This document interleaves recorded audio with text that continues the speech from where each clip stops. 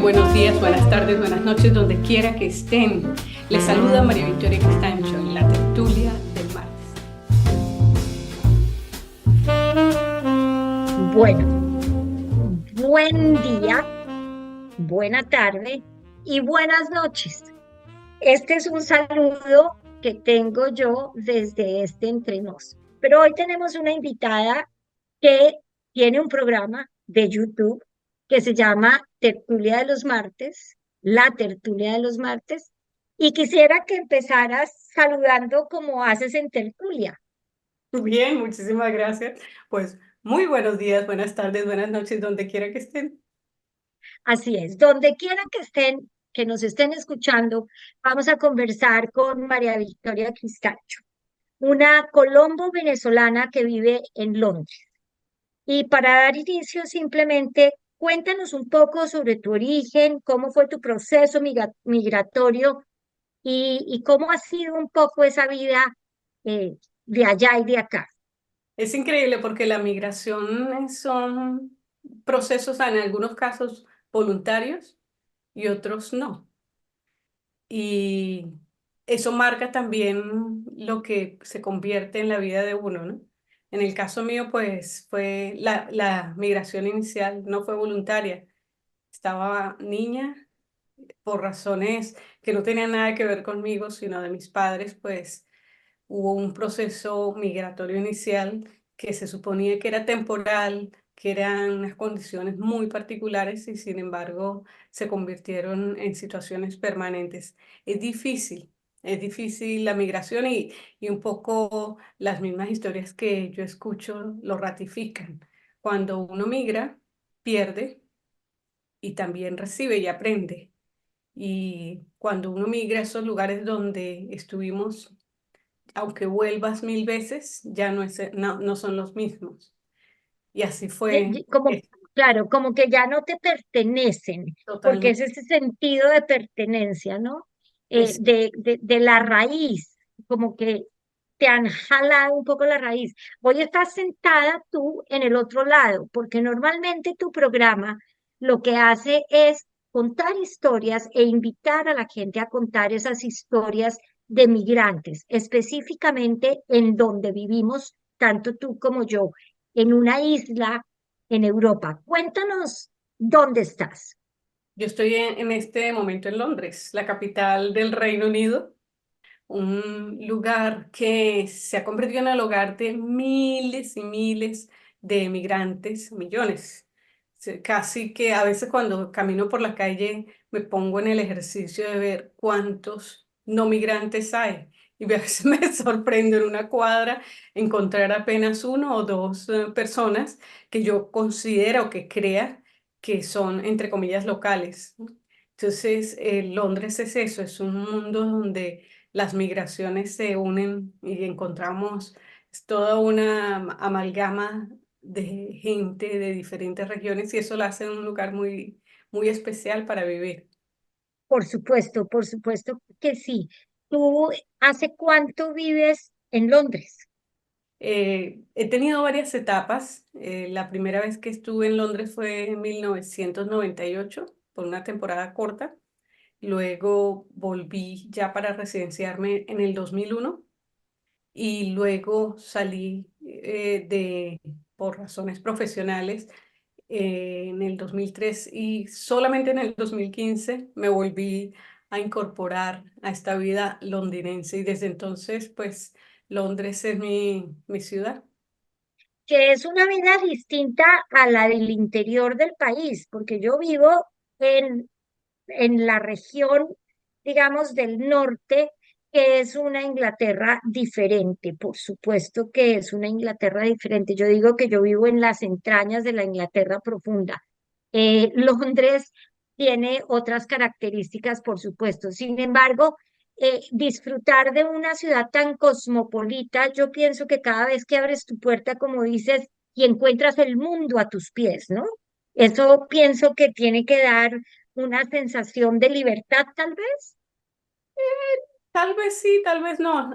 A veces, más bien cuando eso camino digo, estoy en Londres, este es Inglaterra, este es el Reino Unido, por esa amalgama y increíblemente en los últimos años escuchar en la calle, o sea, cada 2 minutos encuentras a alguien que habla español, bien sea español europeo, o sea, de España o de Latinoamérica, y no puedo decir que, casi ni siquiera se puede decir que es de un país o de una región en específico. Es completamente variopinta e incluso empiezas a encontrar gente que uno cree que no te entiende y entiende en español. O sea, español se ha convertido, al menos en Londres, en esa segunda lengua que está allí. Y todo lo que es cultural, ya en estos días hay, por ejemplo, un festival de flamenco, el festival de lo que es la cultura española, pero luego encuentras los fines de semana bailando en King Cross, en esas plazas entre King's Cross y San Pancras, 20, 30 personas bailando salsa, muy latinos, o en Sí. otros lugares pues practicando y reproduciendo las tradiciones andinas. Entonces es muy, muy variado. Sí, eso a mí cuando voy a Londres me impacta muchísimo porque yo también migré hace muchos años, aunque me devolví para Colombia y hicimos una familia con mi esposo británico en Colombia. eh, Cada vez que regresaba encontraba que Londres como que era más cosmopolita, más diferente, ¿no? Efectivamente me produce como curiosidad todo eso y oír los idiomas y la comida, porque antes uno no encontraba nada, ni un plátano, ni nada. O sea, hoy por hoy hay aguacates, hay arepas, hay en los supermercados de cadena, encuentras harina pan. O sea, como que uno dice que Hay yuca, hay que hay yuca. la yuca, o sea, que tal vez la harina pan por ser un producto bien elaborado, que ya viene de, si se quiere, industrial, pero conseguir yuca, conseguir el otro día me impresionó ver, ¿cómo se llaman? Estas fruticas que son de este color amarillo chiquito, Hay uchuvas, las uchúas, y otros que, mangostinos. mangostinos, sí, sí, sí. Conseguir frutos completamente que incluso en nuestras regiones No son son, comunes y encontrarlos, claro, los precios. claro, Sí, eso sí. por supuesto, por supuesto, pero bueno, y uno se da esos permisos de gastarse de pronto algo que le va a saber a casa, que lo va a remitir a esa memoria gastronómica que te ha acompañado. Pero bueno, diga, cuéntanos qué has hecho, cuál es tu profesión y cuál ha sido tu desempeño profesional acá. Bueno, mi profesión, yo soy comunicadora social, periodista, lo he ejercido en los últimos años y No decimos años, cuántos, no decimos todos los cuántos. años, o sea, nací siendo periodista, digámoslo así. Y me formé en Venezuela, allí me hice primero periodista militar, periodista política, y luego hice una maestría en estudios internacionales en el Instituto de Altos Estudios Diplomáticos Pedro Gual de la Cancillería venezolana hace ya 2 décadas, un poquito más, y, y eso me llevó a las corresponsalías internacionales. Desde entonces he ejercido desde Caracas, pues en esas épocas duras de los años 90, pues me desarrollé en las áreas internacionales, fui corresponsal de Notimex, de la Agencia Mexicana de Noticias, de Reuters, hice trabajos, lo que uno llama trabajos de fines de semana, porque el periodismo funciona todos los días y además, por supuesto, y para medios colombianos estuve con El Tiempo, he estado siempre con El Tiempo de Colombia. Empecé en radio con una emisora colombiana. No, empecé en radio en Venezuela, de hecho. Empecé con una emisora que se llama Radio Caracas Radio. Allí tuve unos aprendizajes increíbles y eso también pues me permitió poderme desempeñar en estos temas internacionales y desde entonces en donde he estado pues he podido eh, tener sí, digamos, esa maravilla de poder seguir ejerciendo el periodismo. Y bueno, hablaste que hiciste una especialización y te especializaste como en política, como en Estudios periodismo político, internacionales. Estudios ajá, internacionales. internacionales. ¿Cómo ves el mundo de hoy? Hey, hoy el mundo es increíble. Estaba justamente reflexionando un poco porque cuando uno estudia sobre todo la historia contemporánea mundial, venimos de una primera, segunda guerra mundial en el siglo XX y un periodo en el que una guerra fría donde la lucha por el poder, estos dos bloques, el ruso y el estadounidense, y encontrarnos que esos bloques ya han pasado más de 60 años y todavía están en esa confrontación y todavía está esa lucha, si bien ya no está la Guerra Fría como entonces, hay una situación de conflictividad que es completamente de incertidumbre, ¿no? Nos encontramos, algunos dicen que ya estamos dentro de una guerra, una tercera guerra mundial, que no es una guerra tradicional como la que estuvieron en el siglo XX, pero que al mismo tiempo, como en el siglo XX, como en el siglo XIX, los más afectados son los pobladores, la gente de a pie, como le llamaríamos en algunos de nuestros países, y ver el sufrimiento, hablaba yo desde el comienzo que habían migraciones que son escogidas y otras no, y el mundo está migrando, está sufriendo además los efectos de esa migración forzada por cuenta de la guerra, ¿no? Yo últimamente, pues lo tenemos al frente, lo que está pasando en Ucrania, lo que pasa en el Medio Oriente, entre el pueblo palestino que está sufriendo el ataque Y completamente. eso me lleva a preguntarte, porque Entonces tú la sí lucha que es eres, claro, tú sí que eres testigo en Londres, en donde es posible hacer manifestaciones, es posible, porque hay otros países donde no es posible, donde no solamente el conflicto, sino digamos, la restricción política de los derechos de expresarse, del derecho a, a, a salir a protestar. Londres, los fines de semana se llenan las calles de protestas, ¿verdad? Mente, sí, no, es increíble, pero es que detrás de todo ese conflicto siempre hay dos caras, ¿no?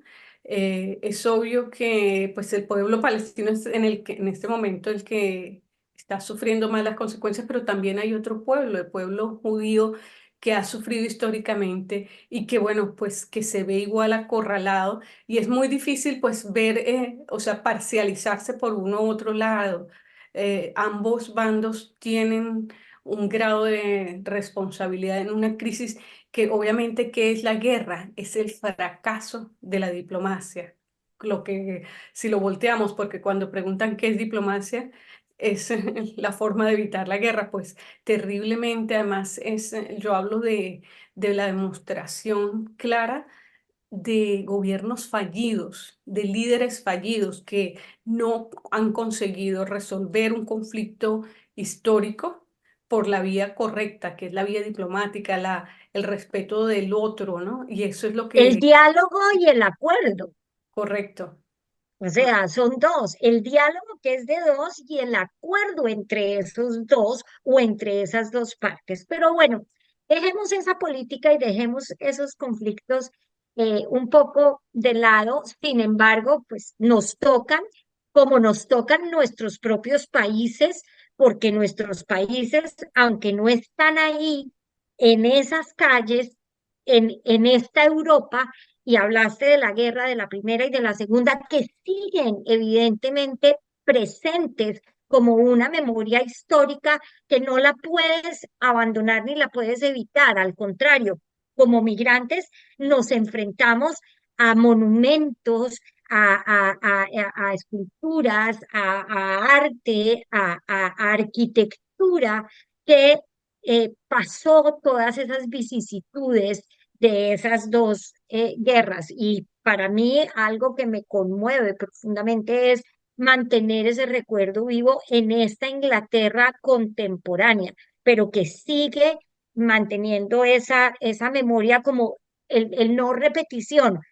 Y por supuesto que aquí se, digamos que se protege en ese sentido, pero estamos en un borde donde uno no sabe qué decisiones van a tomar Totalmente. porque, porque no sabemos, ¿no? Pero digamos que no, digamos que el venir de Latinoamérica, siento yo que hoy en esta Inglaterra y en Londres es un poco más eh, reconocido, ¿no? Como un continente no tan olvidado como era antes, siento yo. Sí, tienes toda la razón. Pero bueno, un poco, tú hablas de hablamos de este conflicto europeo, pero nosotros también venimos de una conflictividad tremenda y de hecho, cuando los movimientos migratorios en Latinoamérica, y estamos hablando tranquilamente de los 60 años de guerra en Colombia, de los cuales, aunque algunos no hemos sido víctimas directas, somos consecuencias de esas crisis y esas migraciones forzadas son precisamente, se han producido en el caso mío también, que se produjeron para evitar precisamente ser víctimas, ¿no? Huir de esa violencia. Pero luego tenemos países como Chile, Argentina, Perú, en Centroamérica, todos los países centroamericanos se han enfrentado a conflictos internos severos. Lo que no ha habido es una situación de una magnitud, si se quiere, de consecuencias que van más allá de estas, si se quiere, de estas fences, ¿cómo sería? Sí, fences, boundaries, De- eh, sí, de parece que esas no, fronteras, de esas correcto. Sí. fronteras, Y ¿no? que, bueno, De esas, que sí, la única forma en que se reproduce es a través de la migración y vemos toda esa crisis migratoria que se vive desde Centroamérica hacia Estados Unidos, incluso pues el conflicto, mucha gente, por ejemplo, con la situación en Venezuela, que ha habido como una repatriación de terceras generaciones de gente hacia Europa, hacia España, hacia es Italia verdad.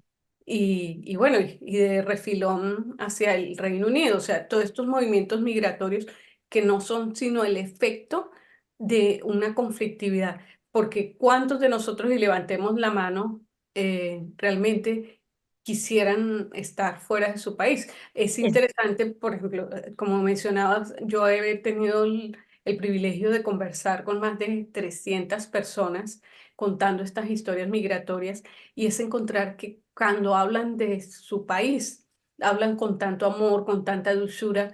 Creo que en esas casi 300 entrevistas no ha habido un solo caso de que alguien me diga, es que yo odio o no quería o no me gusta y era horrible el lugar donde yo estaba. Entonces uno se pregunta, ¿por qué se fueron? Y es por toda claro, esta conflictividad. Uno, no sé, uno claro, diría que no forma parte de que estas migraciones no son claro. consecuencias de lo interno.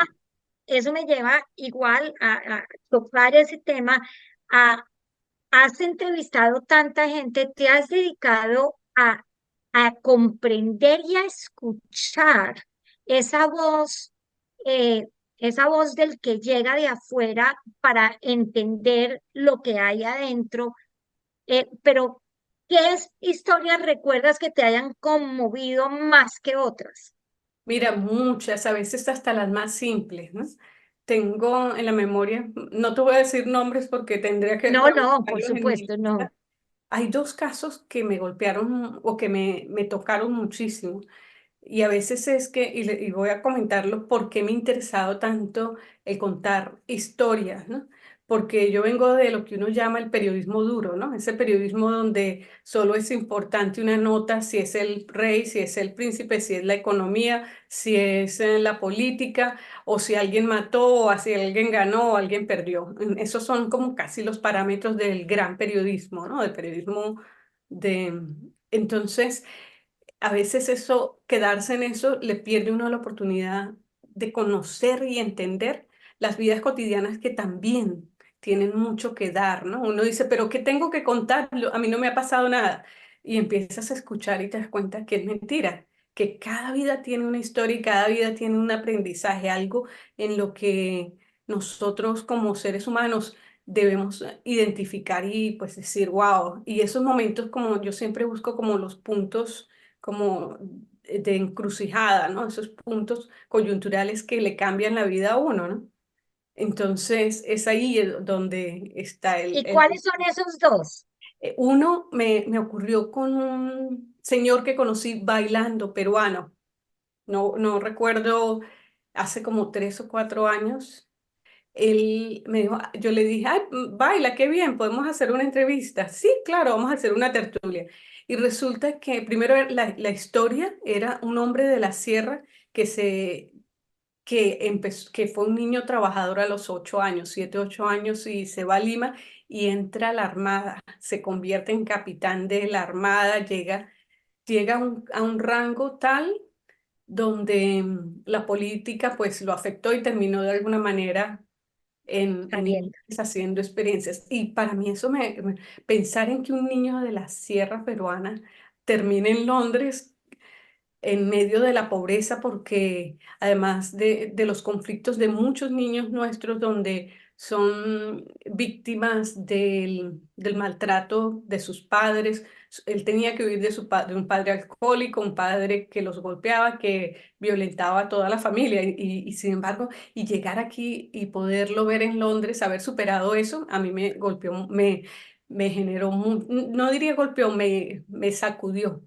Y otra historia muy sentida es la de un actor costarricense que actor y modelo completamente de éxitos, pero otra vez detrás de eso un mundo de superación, de conflictividad. Y yo creo que lo que más me hace continuar es ver cómo somos tan resilientes, tan capaces de reinventarnos, de reajustarnos y continuar, ¿no? Y lograr cosas. Y estamos como en un camino que no termina. Y ahí esa canción, esa poesía de que se hace camino al andar, ¿no?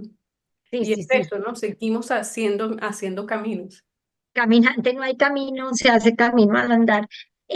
Fíjate tú que esto me lleva a pensar y a preguntarte una cosa que de pronto no sé si la deba decir o no, pero quiero preguntarte, ¿tú encuentras que entre la gente que tú conoces, podrías decir que hay unas razas o unos países o unos migrantes de países que son más resilientes que otros o que son mayormente como eh, em, buscan como rehacer su vida más rápidamente o cada historia lleva a ese resultado?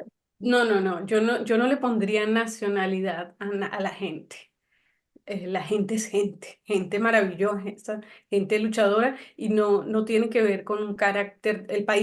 Un país no los marca, no los define a las personas, a los migrantes. Los define esos momentos de cambio, son esas Claro, capacidades de decir, incluso algo tan sencillo. ¿Estudio comunicación social o estudio matemática cuántica, no? Entonces, cuando tú tomas como esas encrucijadas, me caso con mi novio de toda la vida o me caso con la persona que conocí hace 3 meses. Y todas esas son encrucijadas que lo llevan a uno a moldear lo que es el destino de cada uno. Y ahí uno habla pues de destinos o de decisiones que uno tiene de la mano, ¿no? O sea, que entonces, hacen el camino, que sí, van a hacer el camino al fin y al claro. cabo. Ujú. Hay dos organizaciones en las que tú estás y perteneces y lideras. ¿Cuáles son? Por un lado, pues yo diría yo empecé a trabajar de manera colaborativa con una organización que se llama Mujer Diáspora. El nombre completo, y es un poco, yo siempre lo digo, cuando digo el nombre completo, define qué es y un poco también me define a mí.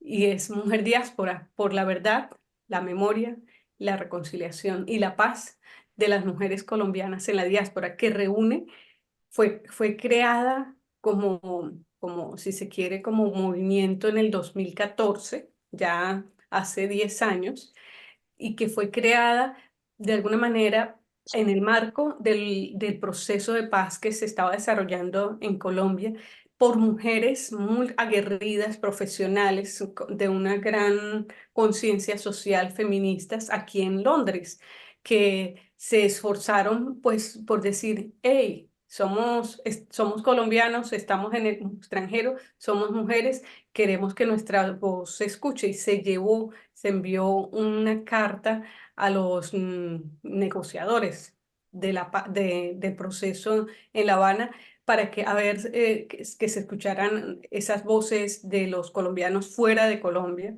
Y pues de alguna manera nosotros queremos creer que esa carta influyó en todo lo que fue ese proceso y lo que luego fue la Comisión de la Verdad, ¿no?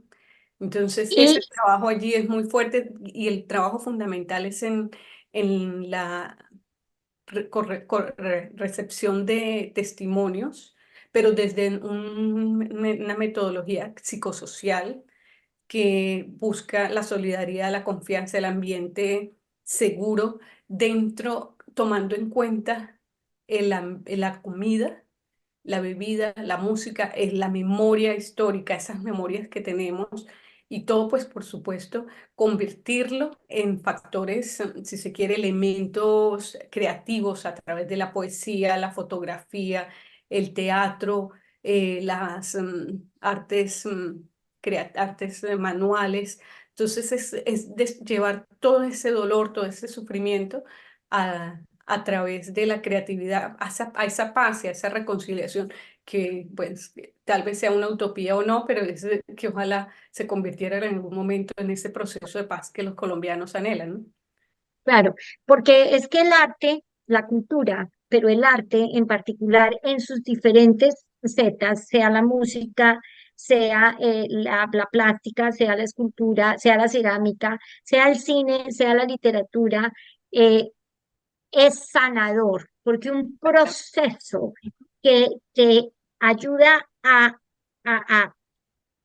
manifestar con tus manos o con tu voz o con tus ojos o con tus oídos, es decir, con todos los sentidos, pues nos da la posibilidad de la sanación interna. No me preguntes qué pasa ahí, pero he encontrado muchísimas personas, hombres, mujeres, todes, que en algún momento han encontrado una voz en donde es el vehículo con el que pueden expresarse y es un vehículo de comunicación.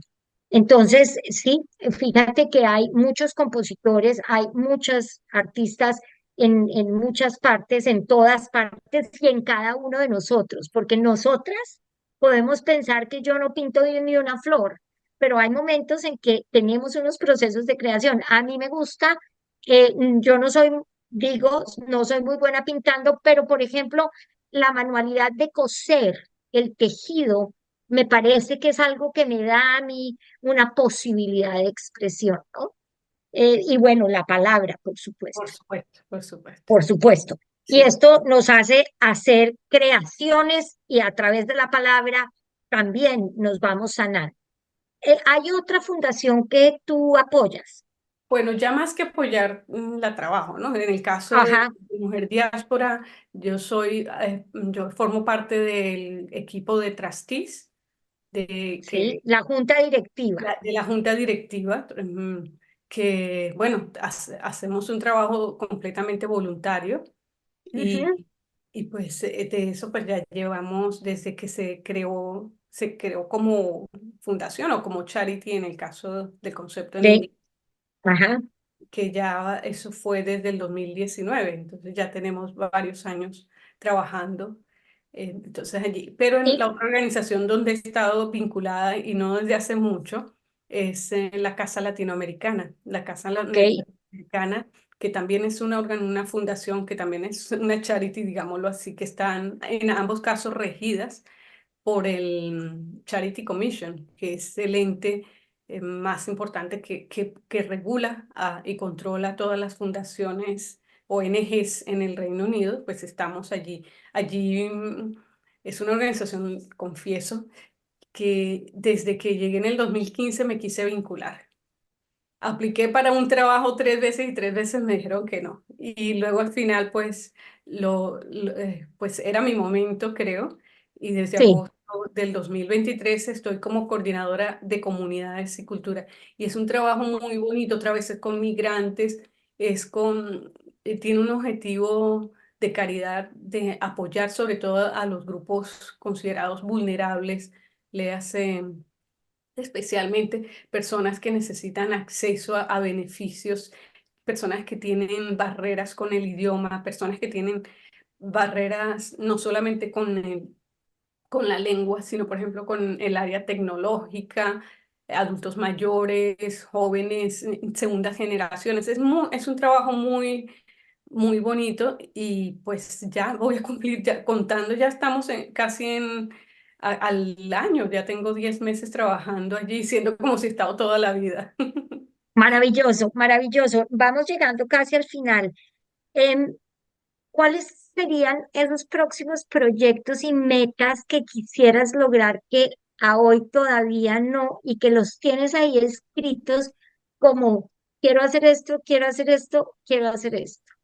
Mira, lo que siempre uno como comunicador y todo, pues seguir trabajando y seguir entregando, ¿no? Un poco la verdad, el famoso libro que ya he trabajado, ya he tenido libros de poesía, libros de narrativa un poco, y un área que me ha llenado muchísimo, que es la fotografía. De hecho, por allí cerquita tenemos un libro que se llama Crouching Perspectives, que es como esa relación que yo tuve entre lo que llaman psicogeografía, le llaman así, suena así muchísimo, pero es esa relación de Sí, uno sí, sí. con el ambiente, con el agente, el mundo que te rodea.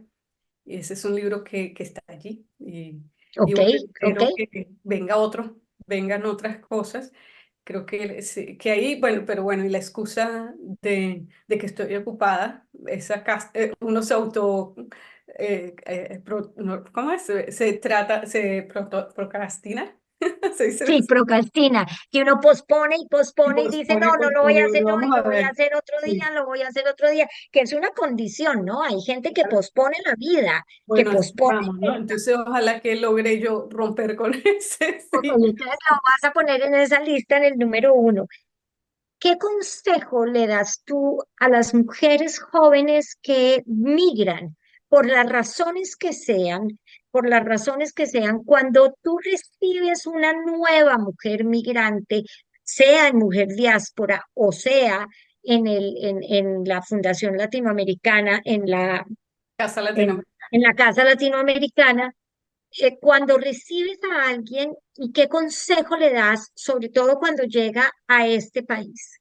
Bueno, mira, yo creo que en consejo suena así como muy patronizing, ¿no? Como muy, Ok, pero más que todo yo lo que siempre quisiera del que llega primero, que esté consciente de lo que significa llegar a este país. Se ve muy lindo, muy bonito, pero es un país donde se lucha mucho y se trabaja de manera, y bueno, primero que todo, el que venga legal, que no, que entiendan que aquí no hay cabida para los ilegales, para no tener documentos.